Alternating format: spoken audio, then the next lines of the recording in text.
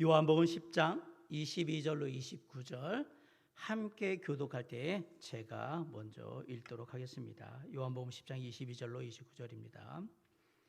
예루살렘에 수전절이 이르니 때는 겨울이라. 유대인들이 애워싸고 이르되 당신이 언제까지나 우리 마음을 의욕하게 하려 하나이까? 그리스도이면 밝히 말씀하소서 하니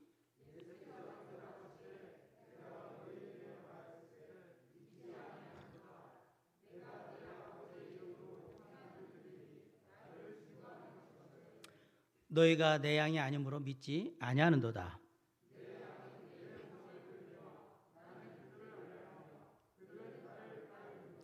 내가 그들에게 영생을 주노니 영원히 멸망하지 아니할 것이요 또 그들을 내 손에서 빼앗을 자가 없느니라.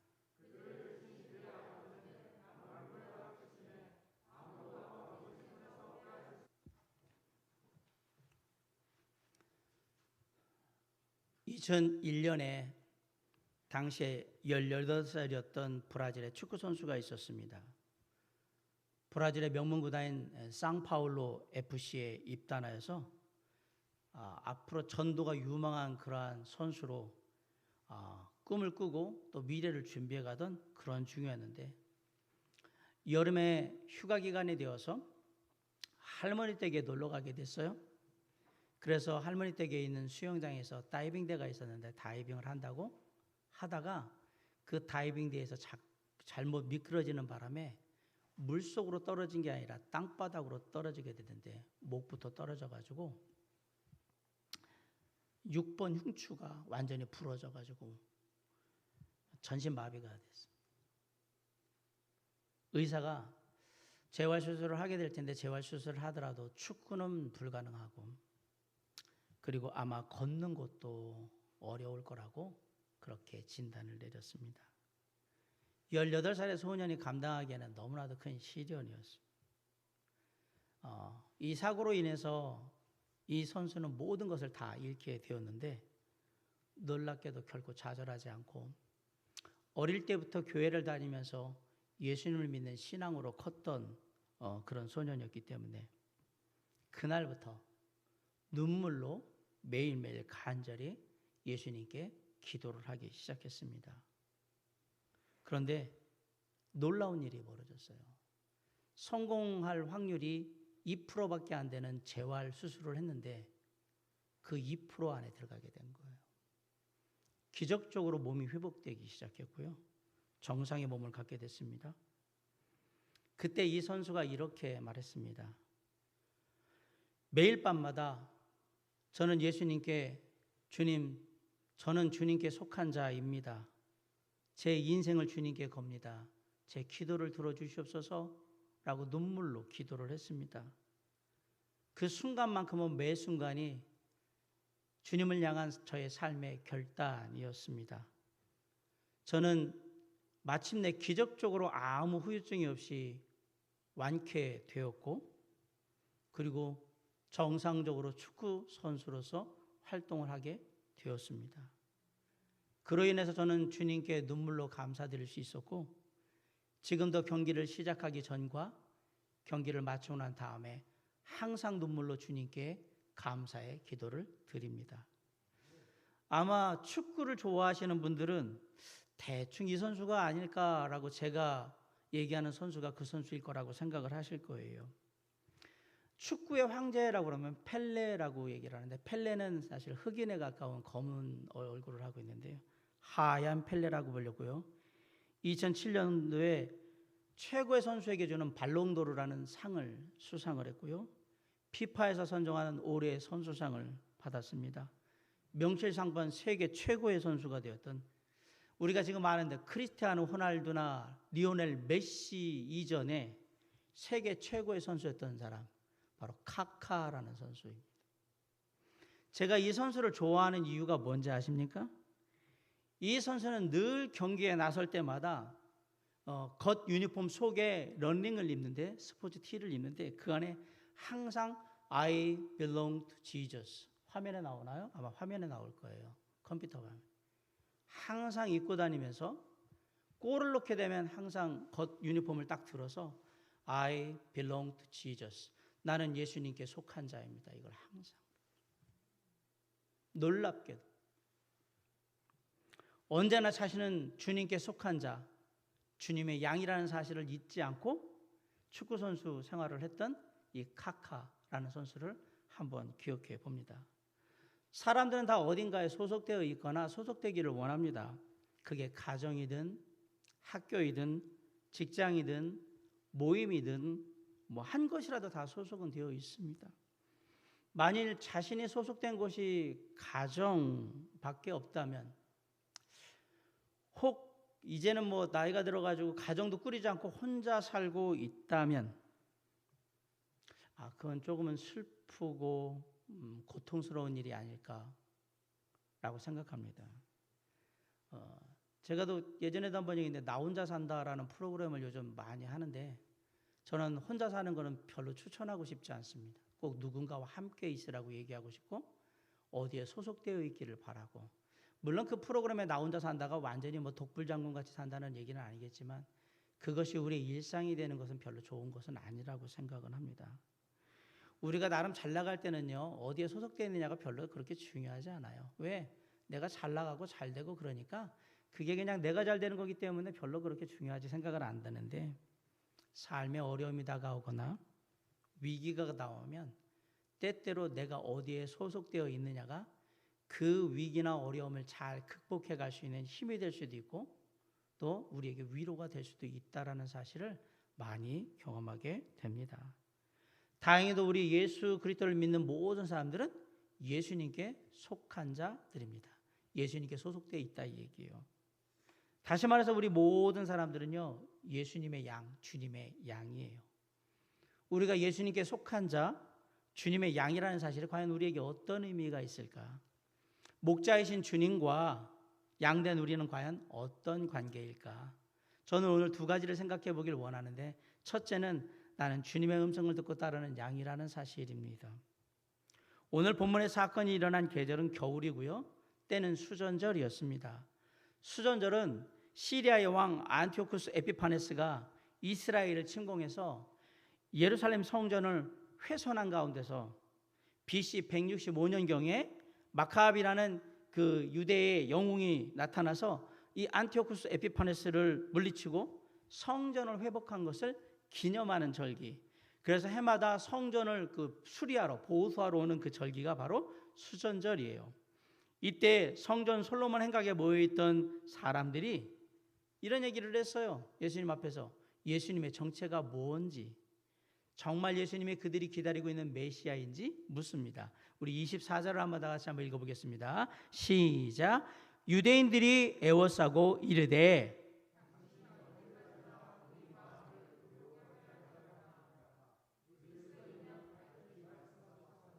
네, 당신이 메시아가 맞습니까? 그리스도가 맞습니까? 라고 물어본 거예요.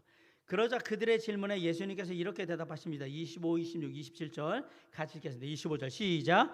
예수께서 대답하시되,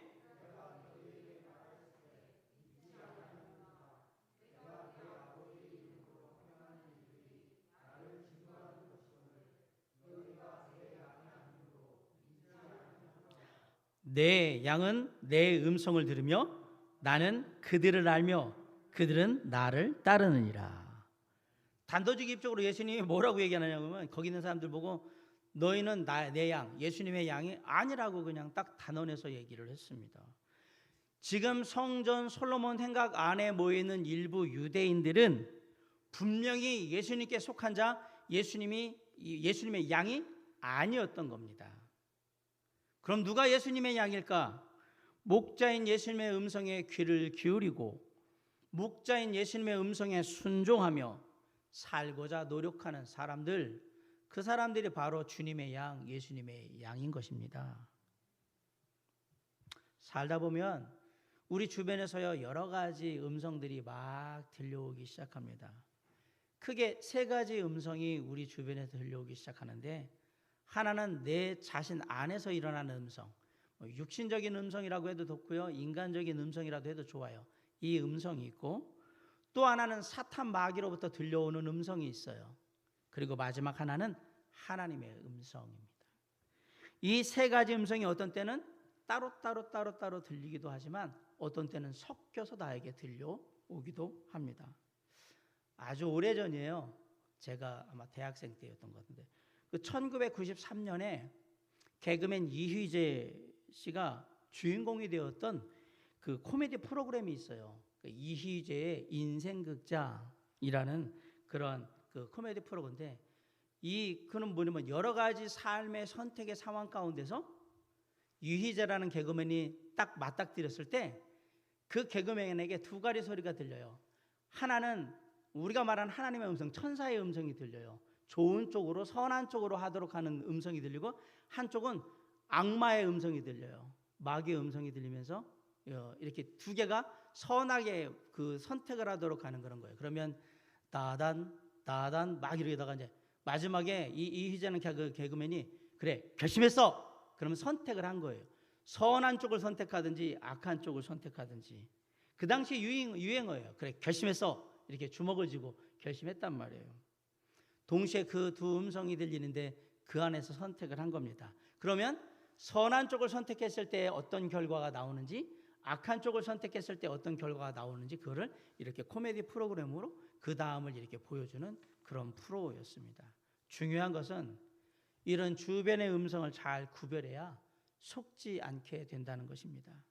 특별히 사탄 마귀의 음성은 이마에 나는 사탄 마귀야 이렇게 쓰여진 사람들이 여기다 이렇게 띠를 두르고 그러면서 나는 사탄 마귀니까 내 얘기 잘 들어 이렇게 절대로 얘기하지 않는다는 사실이에요. 때로는 광명의 천사처럼 우리에게 다가와서 말을 하는데 그것은 사탄 마귀의 음성일 수 있습니다. 때로는 아주 친하고 좋은 성도의 권면처럼 들리는데 그것이 사탄 마귀의 음성일 수 있습니다. 때로는 좋은 친구나 직장의 동료의 조언처럼 들리는데 그게 결국은 사탄 마귀의 음성일 수 있습니다. 그런데 이런 사탄 마귀의 음성을 잘 구분하지 못하고 듣고 따르게 되면 결국은 내가 죄악의 도구로 쓰임받게 되고요, 마침내 비참한 결과를 내게 되는 것입니다. 놀라운 것은 이 모든 일들이 누구에게나 다 일어날 수 있다라는 사실이에요. 그러면 어떤 것이 사탄 마귀의 음성인지 우리가 어떻게 구분할 수 있느냐? 우리의 삶 가운데 들리는 사탄 마귀의 음성, 우리가 쉽게 알 수 있는 게 몇 가지 있어요. 먼저 불평과 원망과 저주가 섞인 음성은 다 사탄 마귀의 음성입니다. 왜? 하나님의 음성은 사랑과 기쁨과 평안과 안식과 우리에게 은혜를 주기 때문에 이런 불평과 원망과 저주가 섞인 이런 류의 음성, 부정적인 음성들은 다 그냥 사탄 마귀의 음성이라고 생각하고 제외시키신 것이 좋습니다. 근데 놀랍게도 우리는 그런 얘기를 들으면 귀에 쏙쏙 들어오고 마음에 팍팍 박히는 죄성을 가진 사람들이라는 게 문제인 겁니다. 다음으로 사람들 사이를 이간질시키거나 파벌을 지어서 공동체를 파괴하는 그런 음성들은 다 사탄 마귀의 음성입니다. 가끔 성도들 가운데 나는 정말 교회를 사랑하는데 그런데 이건 아닌 것 같아 라고서 교회 공동체를 분열시키는, 물론 진짜로 할 얘기가 있겠죠. 저는 그런 얘기 하지 말라는 얘기가 아니라 그게 과연 하나님의 뜻일까라는 것을 묻지 않고 자기 생각을 막 얘기하는 경우가 있어요. 교묘하게 말을 해요. 그래서 사람들이 속아요. 그리고 천천히 교회에서 멀어져요. 너무도 교묘해서 말하는 자신도 속고 듣는 사람도 속아요. 그런데 그 모든 결과는 누가 책임을 지느냐? 속은 사람이 다 책임을 집니다. 제가 늘 하는 얘기가 있잖아요. 내가 그런 줄 알았나? 그렇게 그 사람이 얘기하니까 그런 줄 알았던 거지. 이건 핑계가 안 됩니다. 그 이야기의 진위에 대해서 주님께 묻고 과연 하나님의 뜻일까? 그리고 알기 원한다면 사실관계를 확인한 다음에 마음에 새겨도 늦지 않을 걸, 우리는 누가 얘기했다 막 이렇게 들어요. 사실을 알기 전에는 쉽게 마음을 놓으면 안 돼요. 어떤 음성인지를 모르기 때문에 그래요. 사실 주님의 몸된 교회는 이런 일이 일어난다고 해서 쉽게 무너지지는 않습니다. 그런데 이런저런 말이 계속 돌게 되면 조금씩 공동체가 갈가지면서 그 기둥이 무너지기 시작하는 거예요. 그리고 어느 순간 계속되다 보면 무너지는 거예요. 한쪽이 무너지면 나머지가 다 무너져요. 이렇게 교회가 급격하게 무너지지 않고 속으로부터 서서히 무너지니까 자신이 사탄마귀의 음성을 따라서 지금 듣고 그 들은 걸 전하고 행동하고 있다는 사실을 사람들이 모르는 겁니다. 당장에 뭔가 문제가 나질 않으니까 그게 그랬다라는 사실을 몰랐다는 거예요. 사탄마귀의 음성을 계속 듣게 되면, 그리고 그것을 전하게 되면 본인도 파멸하고요, 듣는 사람도 결국은 파멸하게 되어 있습니다. 저는 우리 중에 이런 사탄마귀의 음성을 분별하지 못해서 그런 걸 듣고 전하는 일에 우리 성도들 단 한 분도 거기에 참여하지 않기를 주님의 이름으로 간절히 바랍니다. 사탄마귀의 음성은 들으시면 안 됩니다. 다음으로 내 안에 들려오는 음성이 뭐냐? 내 안의 음성, 나 자신의 음성이에요. 육신적인 인간적인 음성이에요. 여기에는 몇 가지 특징이 있어요. 그냥 먼저 내가 좋으면 그만이에요. 내 안의 음성은 간단해요. 나만 좋으면 그만이야. 우리가 이렇게 뭐라고 복불복할 때 나만 아니면 돼라는 그게 내 안의 음성이에요. 남이 어쩌됐든 무슨 상관 있어? 나만 아니면 되는 거지. 그래서 얘기해요. 나에게 도움이 되면 좋고 무조건 내가 먼저 뭔가 해야 되고 막 이런 식. 내 안의 음성인 거예요. 이런 육신의 음성을 계속 듣게 되면 결국 나중에 우리는 큰 낭패를 보게 됩니다. 주일날 교회에 올까? 말까? 몸이 피곤한데 집에서 뒹굴다가 점심 지나고 점심 먹고 나가서 친구들이나 만날까? 그래 맞아, 몸 피곤하니까 일단 좀 잠 자고 예배 귀찮으니까 가지 말고 잤다가 점심 늦게 일어나가지고 친구들 얘기해서 만날 애들 있으면 그때 만나서 놀지 뭐. 그래도 이게 목사님이나 이게 목자님이나 이게 전화 올 텐데 어떡하지?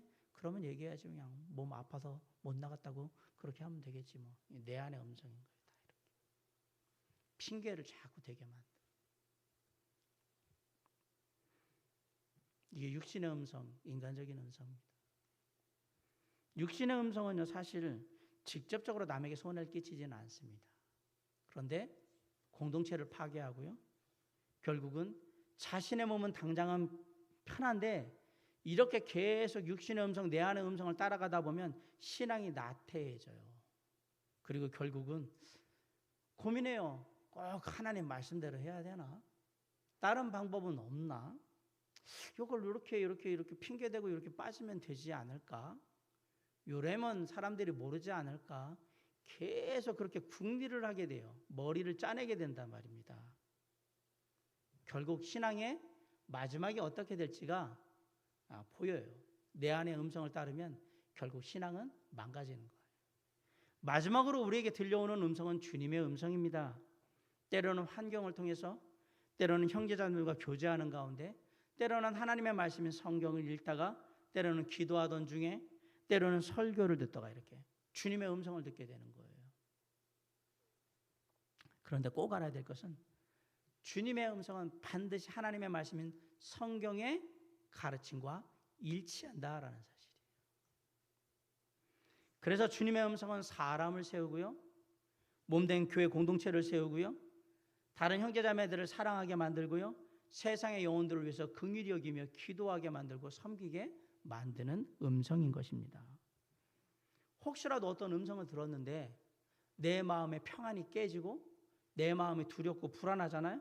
그건 제가 정확하게 아는데 단 하나, 주님의 음성은 절대 아닙니다. 내 안의 음성이든지 사단마귀의 음성이든지 주님의 음성은 절대 아닙니다. 사랑하는 성도 여러분, 여러분은 목자 되신 예수님의 음성을 듣는 주님의 양이 맞습니까?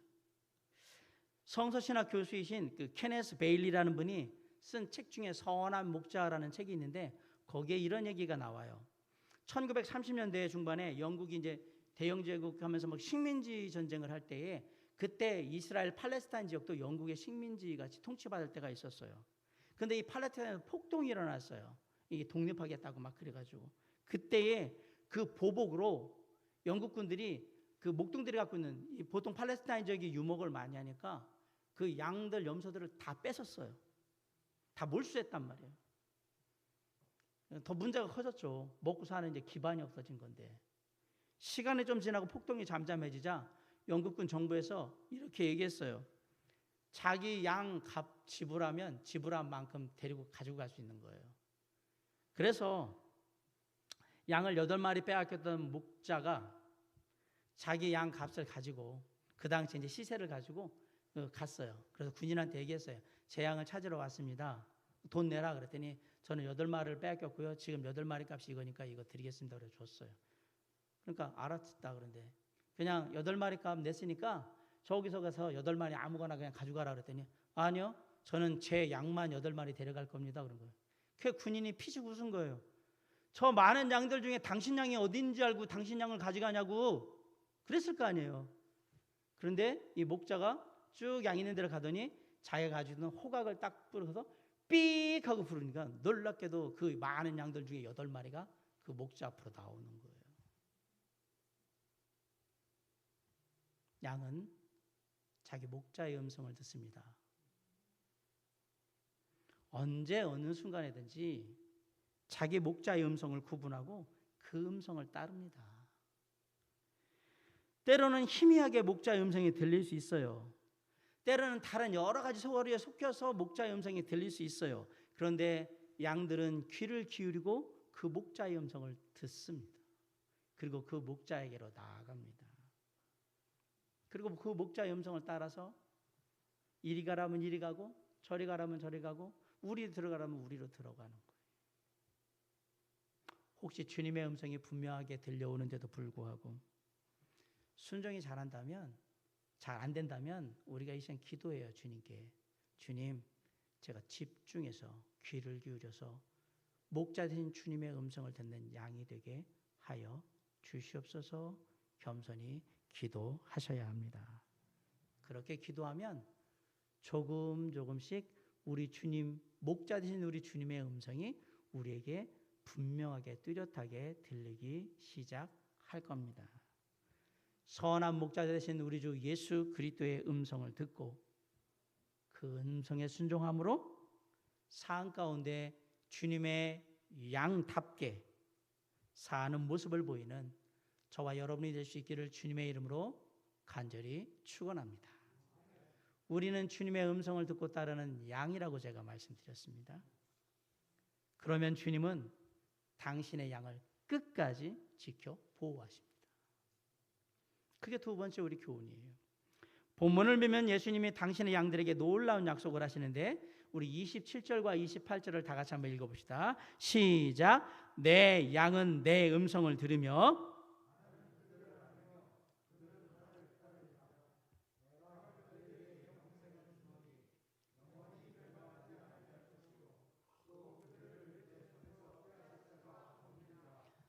예수님은 당신의 음성을 듣고 따르는 양들에게 영원한 생명을 주시겠다고 약속하셨습니다. 그리고 영원한 생명을 받은 양들을 당신의 손에서 아무도 빼앗을 수 없을 것이라고, 바꿔 얘기하면 당신이 그 영원한 생명을 가진 양들을 끝까지 영원토록 보호하실 거라고 분명히 말씀하셨어요. 온 천하보다 더 크신 전능하신 하나님이 영원한 생명을 얻은 양들을 붙들고 있기 때문에 아무도 빼앗아갈 수 없었다라는 얘기입니다.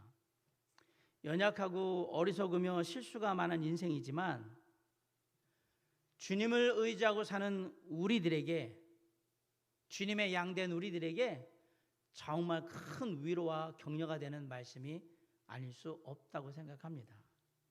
만약 내가 받은 구원, 주님이 주신 영원한 생명, 그거 내 힘으로 지켜야 한다 그러면 저같이 허물 많고 실수 많은 그러한 사람은 만약에 내 힘으로 나의 구원과 영원한 생명을 지켜야 된다 그러면 이미 구원 다 소멸하고 영원한 생명 다 뺏기고 빈털털이었을 거예요.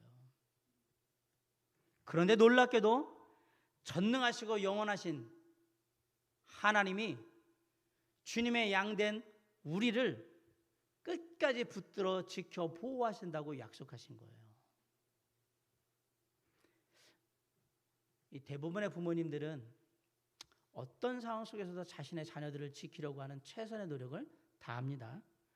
어떤 부모님들은 자식을 살리기 위해서 자신의 목숨을 걸고 바다나 물에 이렇게 뛰어들기도 하고 불 속에 뛰어들기도 합니다. 그리고 요행이 뭐 죽지는 않았지만 다쳐서 이렇게 되는 경우도 엄청 많고요. 우리가 알지만 뭐 차에 치이려고 하는 자녀를 위해서 뛰어드는 경우도 있고 막 그렇습니다. 어떤 부모들은 비록 많지는 않지만 자신이 가진 모든 것들을 다 자식에게 줘서 자식이 잘 되기를 바라는 그러한 부모님들도 대부분의 부모님들이 많습니다. 그렇게 최선을 다해서 자녀를 지키고 보호하다가도 잠시 한눈을 팔거나 잠시 다른 일에 신경을 쓰고서 미처 돌보지 못하는 사이에 우리 어린아이들이 없어지는 경우가, 실종아동이 생기는 경우가 무척 많아요. 경찰청 자료에 따르면 작년 2020년 작년 한 해만 실종자 수가 38,496명인데 실종자만, 그중에 정상 아동인데 불구하고 실종된 사람이 몇 명이냐면 19,146명이에요.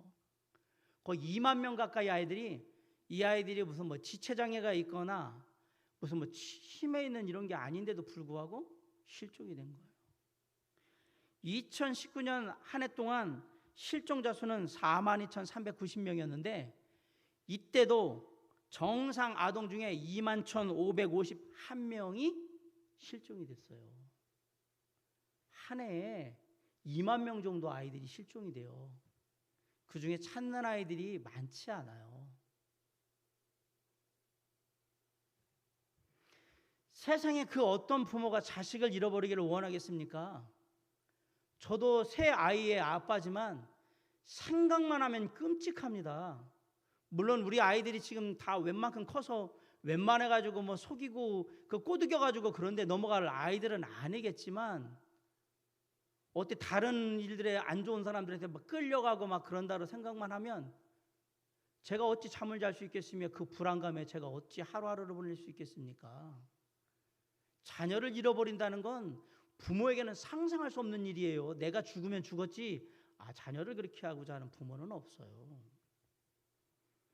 하지만 부모로서 가진 능력이 한계가 있기 때문에, 그게 육신적인 능력이든 뭐 재물이든 어떤 사람들을 살피는 능력이든 뭔가 그 능력에 한계가 있기 때문에 얼마든지 자녀를 잃어버릴 수 있었던 거예요. 때로는 먹고 사는 문제 때문에 자녀들을 잃어버려요. 때로는 자녀들의 마음을 이해하지 못해가지고 다퉈가지고 애가 나갔는데 그동안 집으로 돌아오지 않고 영영 끝나는 경우도 있어요.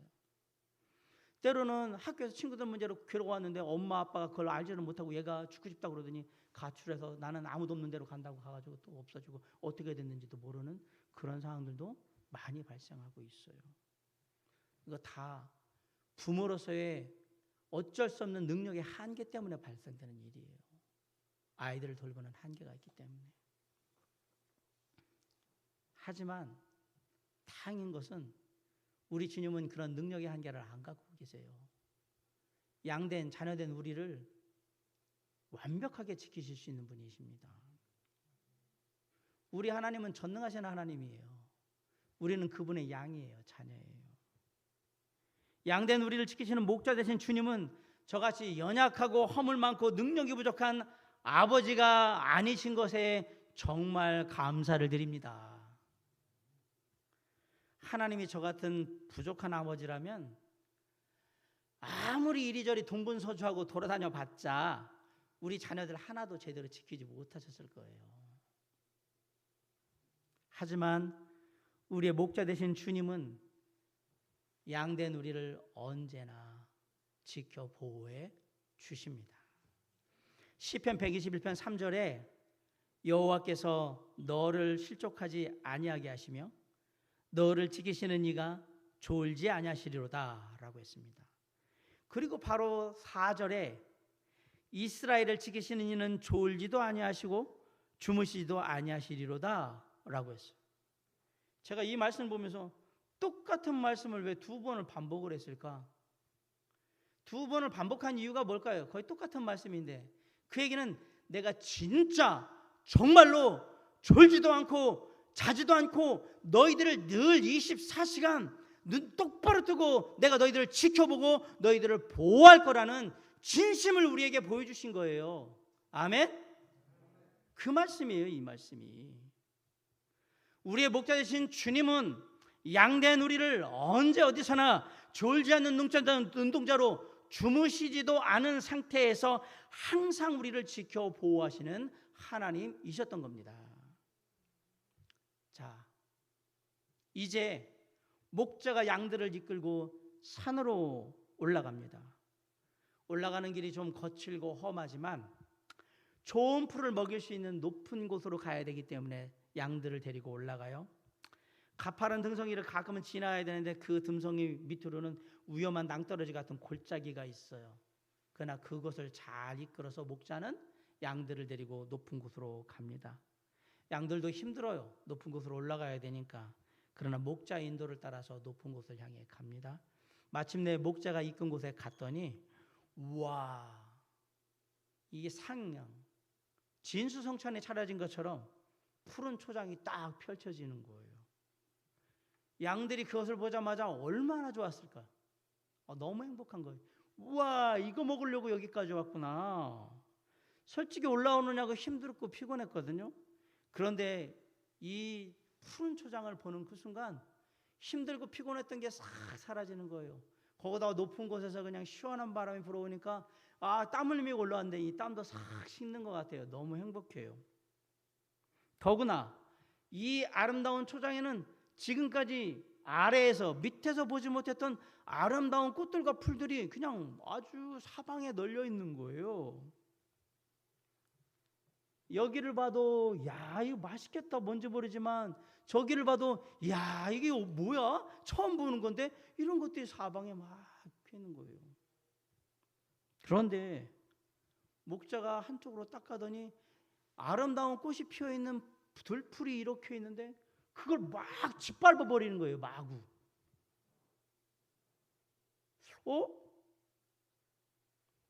왜 그러지? 우리 먹을 건데 왜 이렇게 할까? 이러면 안 되는데.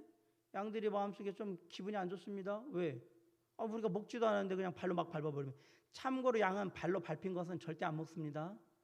양은 깨끗하고요, 아주 이렇게 순한 것들만 먹지 사람들이 막 발로 밟고 막 이런 거는 절대 먹지를 않습니다. 못 먹네? 아깝잖아요. 기분 나빠요. 왜 못 먹게 하려고 저렇게 밟아버릴까?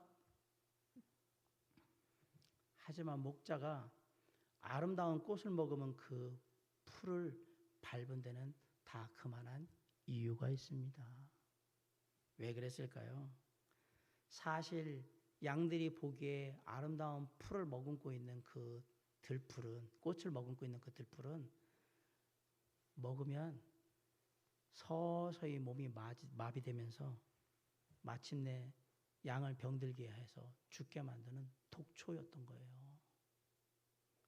겉보기에는 아름다운 꽃이 피어있는 들풀이지만 독초였던 거예요. 그래서 그것을 아는 목자는 그 풀을 다 밟아버린 겁니다. 먹지 못하도록. 그런데 여러분, 목자는 그 풀이 독초인 것을 어떻게 알았을까요? 경험이 적은 목자이면 처음 보는 풀이, 양들에게 먹일 때 처음 보는 풀이 있다 그러면 경험이 많은 목자들한테 이게 무슨 풀이냐고 물어보거나 그랬겠죠. 만약에 주변에 있으면 형님 이거 무슨 풀이에요? 이런 식으로 물어봤겠죠. 그런데 놀랍게도 주변에 다른 목자가 없거나 그리고 물어봤는데도 사람들이 다른 목자들이 오래되신 분들도 모른다 그러면 그게 뭔지를 알아낼 수 있는 방법은 딱 한 가지밖에 없습니다. 어떻게 알아낼 수 있을까요? 이게 내 양들에게 먹일 수 있는 건지 아닌지 확인하기 위해서 그 풀을 조금 따가지고 목자가 씹어보면 돼요. 씹어봐서, 물론 양하고 사람의 신체 구조가 다르니까 양이 그 씹어먹은 양이 적으면 만약에 안 좋은 풀이라고 하면 조금 아프다가 회복이 되겠죠. 그럼 이거는 먹으면 안 되는구나. 사람이 못 먹는 거는 양도 못 먹는 거거든요. 근데 만약에 잘못해서 이게 치사량을 넘어가 버리면 목자의 목숨도 위태로운 거예요. 그럼에도 불구하고 목자는 자신의 양에게 좋은 풀들을 먹이기 위해서 기꺼이 위험을 감수하는 겁니다. 이런 목자에게 양이 모여 있는데 일이나 늑대나 곰이 나타나면 어떡하겠습니까? 풀도 위험을 감수하면서 이렇게 한다면 그때는 목숨을 걸고 자기의 양을 지키는 게 목자예요. 그게 진짜 선한 목자인 거예요. 여러분 11절로 15절 말씀 우리 다 같이 한번 읽어봅시다. 오늘 말씀의 11절로 15절 시작. 나는 선한 목자라. 선한 목자는 양들을 위하여 목숨을 버리거니와. 12절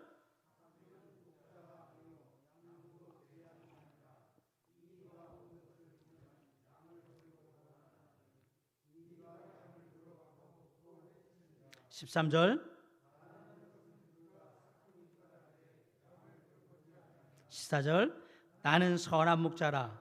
나는 내 양을 알고 양도 나를 아는 것이 아버지께서 나를 아시고 내가 아버지를 아는 것 같으니 나는 양을 위하여 목숨을 버리노라. 아멘. 양된 우리를 지키시는 선한 목자 되신 우리 주님, 그분은 언제나 선하십니다. 아멘. 선한 목자 되신 주님께서 양된 우리를 영원히 지켜주실 겁니다. 신명기 11장 12절에는 연초부터 연말까지 네 하나님 여호와의 눈이 항상 그 위에 양들 위에 있느니라 말씀하셨고요. 우리가 잘 아는 마태복음 28장 20절에 뭐라고 그랬어요? 제자들에게, 믿는 자들에게 볼지어다 내가 세상 끝날까지 너희와 항상 함께 있으리라 하시니라. 이것이 양된 우리를 향한 선한 목자 되신 주님의 변하지 않는 약속, 끝까지 우리를 지켜 보호하신다는 약속인 겁니다. 이 주님의 약속을 잊지 마시고 오늘도 주님의 양답게 한 걸음 한 걸음 삶의 발걸음을 내디딤으로 말미암아 하루하루 주님과 함께 동행함으로 승리하는 주님의 양, 선한 목자 된 주님을 따르는 주님의 양, 저와 여러분이 될 수 있기를 주님의 이름으로 간절히 축원합니다. 사랑하는 성도 여러분, 저와 여러분은 진짜 주님의 양이 맞습니까? 우리가 진짜 주님의 양이라면 언제나 어떤 상황 속에서도 우리의 목자 되신 주님의 음성을 듣고 따를 것입니다. 그럴 때 선한 목자 되신 주님은 당신의 양된 우리를 영원히 지켜 보호하실 것입니다. 코로나19라는 어려운 상황 속에서도 주님의 양답게 우리를 지켜 보호하시는 주님의 약속을 믿고 한 걸음 한 걸음 담대히 내디딤으로 말미암아 날마다 주님의 인도하심과 그 설하신 가운데 우리에게 허락하시는 평안함을 힘입어 승리하는 저와 여러분이 될 수 있기를 주님의 이름으로 간절히 축원합니다. 기도하시겠습니다.